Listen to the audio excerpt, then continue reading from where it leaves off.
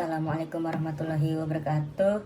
Nama saya Lutfi Rizky Prayuda dengan NIM 20 50 20 50 7 111 001. Saya membuat video ini dengan tujuan untuk membahas kaidah amr nahi, am khas, mutlak muqayyad, mujmal mubayan untuk UAS mengantar usul fikih kelas IA.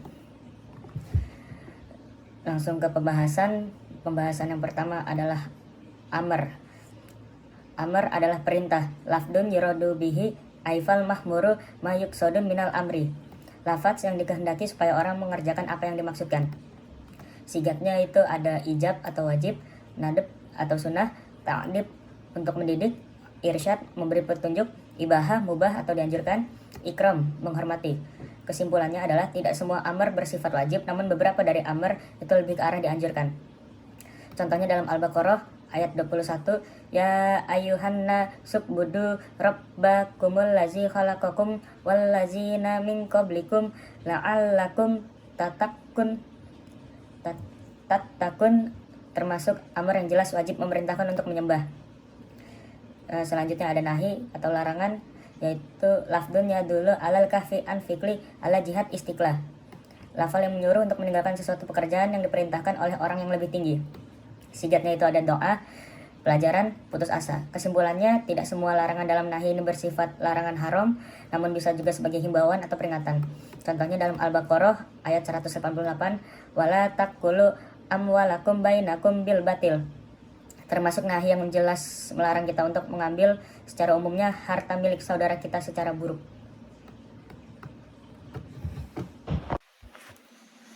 Selanjutnya saya akan menjelaskan tentang kaidah an dan khas. Kita mulai dari pengertian an dulu. Pengertian an menurut bahasa artinya merata, yang umum, dan menurut istilah adalah lafaz yang memiliki pengertian umum terhadap semua yang termasuk dalam pengertian lafaz itu. Dengan pengertian lain, am adalah kata yang memberikan pengertian umum meliputi segala sesuatu yang terkandung dalam kata itu dengan tidak terbatas. Menurut ulama-ulama usul fikih telah memberikan sejumlah definisi atau pengertian yang pada dasarnya mengandung maksud yang sama, meskipun redaksinya berbeda satu sama lainnya. Menurut Syekh Al-Khudari Bait contohnya menyebutkan sebagai berikut. Al-am adalah lafaz yang menunjukkan kepada pengertian di mana di dalamnya tercakup sejumlah objek atau satuan yang banyak. Kita selanjutnya melanjutkan ke bentuk atau sigat lafaz am. Yang pertama lafaz am kulu yang artinya setiap, dan jami'ah yang artinya seluruhnya. Yang kedua ada sigat jamak yang disertai alif dan lam di awalnya. Yang ketiga ada kata benda tunggal yang dima'rifatkan dengan alif lam. Contohnya dalam Quran surat Al-Baqarah ayat 275, wa ahallallahul ba'i wa harramar riba. Yang berarti yang lafaz al-ba'i atau jual beli dan al-riba adalah kata benda yang dima'rifatkan dengan alif lam. Oleh karena itu keduanya adalah lafaz am. Yang keempat adalah lafaz asma al-syar atau isim-isim isyarat, kata benda untuk mensyaratkan seperti kata ma, man, dan sebagainya. Yang kelima ada isim nakirah dan susunan kalimat nahi. Yang keenam ada isim mausul atau kata ganti penghubung, misalnya al-lazina. Selanjutnya ada kaidah dan contoh dalil am. Yang pertama ada am yuradu bihi am, lafaz am yang dikehendaki keumumannya. Yang kedua ada am yuradu bihi khusus, lafaz am yang dimaksud adalah makna khusus. Yang ketiga ada am maksus, adalah lafaz am yang menerima pengkhususan. Selanjutnya kita akan meneruskan ke kaidah khas. Jadi pengertian khas menurut Imam Al-Basdawi sebagai berikut. Setiap lafaz yang diperuntukkan untuk satu makna yang menyendiri dan tidak mungkin mengandung makna lain. Khas menurut bahasa atau etimologi adalah lafaz yang menunjukkan arti yang tertentu, tidak meliputi arti umum. Khas menurut istilah terminologi adalah suatu lafaz yang menunjukkan arti tunggal, baik pengertian itu menunjuk pada jenis macam seperti laki-laki atau juga menunjuk arti perorangan seperti khalid, ataupun menunjuk beberapa satuan yang terbatas seperti tiga.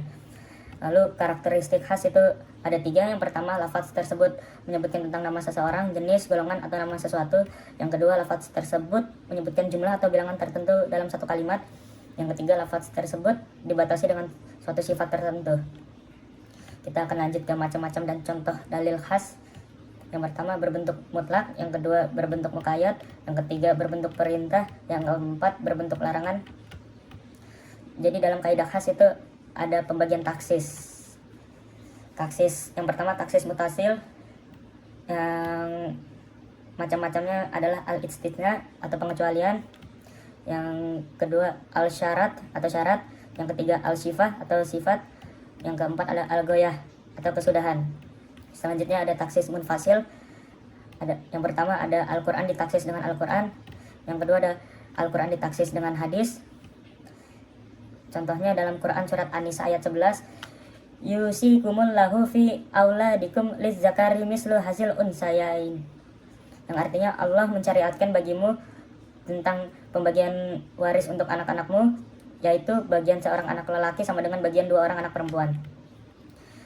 Dan jika ditaksis dengan hadis sahih riwayat Bukhari dan Muslim dalam Syahihul Jami' nomor 7685 yang berisi orang muslim itu tidak mewarisi orang yang kafir, begitu juga seorang kafir tidak mewarisi orang muslim. Lalu ada hadis ditaksis dengan Al-Quran, lalu ada hadis ditaksis dengan hadis, lalu ada Al-Quran ditaksis dengan ijma'.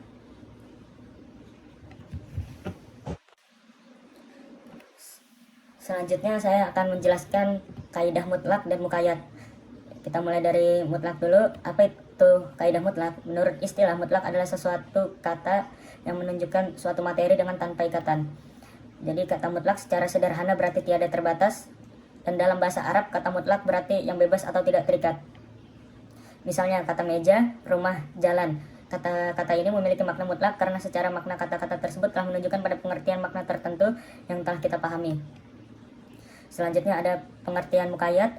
Jadi pengertian muqayyad secara sederhana berarti terikat atau yang mengikat atau yang membatasi. Jadi menurut Imam Asy-Syafi'i, seperti dikutip oleh Mukhlis Uman, muqayyad adalah lafaz yang menunjukkan satu satuan tertentu yang dibatasi oleh batasan mengurangi keseluruhan jangkauannya. Pembatasan tersebut dapat berupa sifat, syarat, dan keadaan. Jadi kaidah mutlak dan muqayyad.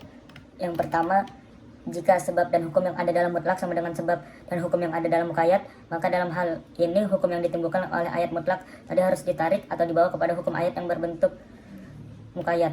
Yang kedua, jika sebab yang ada dalam mutlak dan muqayyad sama tetapi hukum keduanya berbeda, maka dalam hal ini yang mutlak tidak bisa ditarik kepada muqayyad.